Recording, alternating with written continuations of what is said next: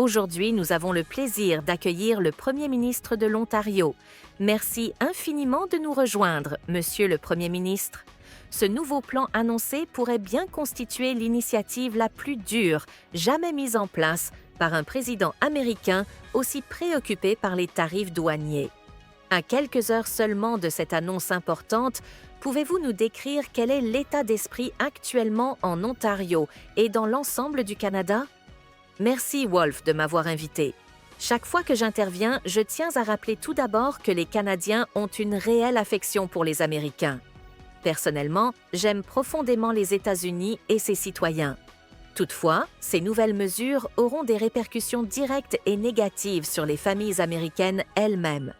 Comme vous le savez sans doute, 100% du bois d'œuvre servant à bâtir des maisons aux États-Unis vient du Canada. Cette nouvelle politique engendrera donc inévitablement une augmentation des prix des logements, mais aussi des véhicules.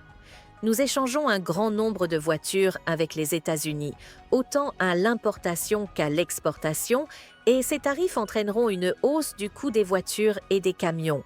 Même les médicaments seront touchés, ce qui aura des conséquences directes sur les personnes âgées américaines, notamment celles disposant de revenus limités et qui bénéficiaient jusqu'ici de médicaments à moindre coût en provenance du Canada. Ces nouveaux tarifs constituent donc en réalité une attaque contre les citoyens américains. Le président Trump appelle cette journée une « journée de libération », mais de mon point de vue, ce sera plutôt une journée de rupture sociale et économique, car beaucoup risquent de perdre leur emploi. Vous vous demandez pourquoi je parle de perte d'emploi? Eh bien, rappelons simplement que le Canada est le principal acheteur des produits américains dans le monde. Nous achetons plus de biens provenant des États-Unis que tout autre pays, y compris le Japon, le Royaume-Uni et la France réunis. Si les États-Unis s'en prennent ainsi au Canada, nous serons malheureusement contraints de réagir, ce qui affectera forcément l'emploi aux États-Unis également. Je suis sincèrement désolée pour le peuple américain, car nous ne devrions jamais en arriver à cette situation. Par exemple, il a été question récemment de fromage et de produits laitiers dans l'accord commercial signé par le président Trump, mais les États-Unis n'ont même pas atteint leur quota d'exportation vers le Canada.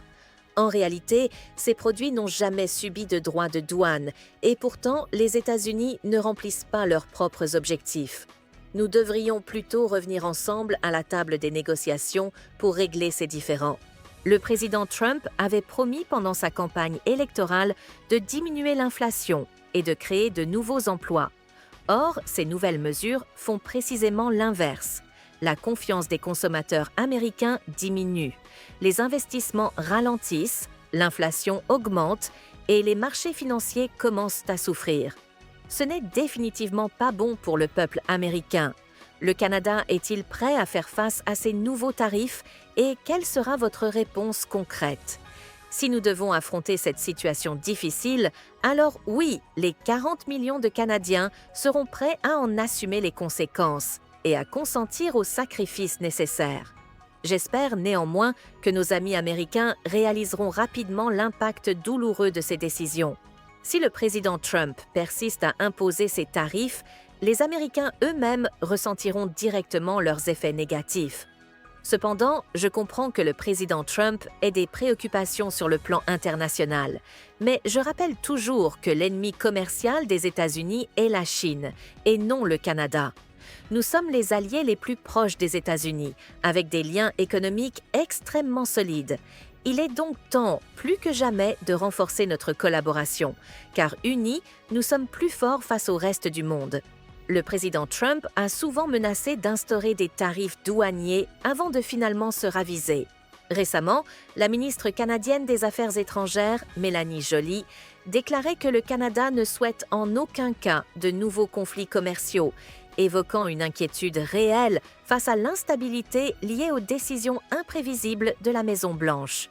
Hier encore, l'administration Trump a affirmé être ouverte à négocier ces tarifs, tout en précisant que le président restait déterminé à corriger les erreurs passées afin de garantir des conditions équitables pour les travailleurs américains.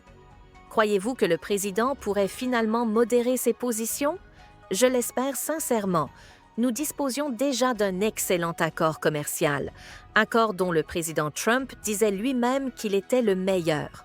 Apparemment, cela a changé aujourd'hui. Nous devons absolument retrouver un dialogue constructif et apaisé pour éviter toute perturbation inutile dans cette relation unique qui unit nos deux pays. La stabilité économique est essentielle, non seulement pour renforcer la confiance réciproque, mais aussi pour encourager les investissements dont nos deux pays ont tant besoin.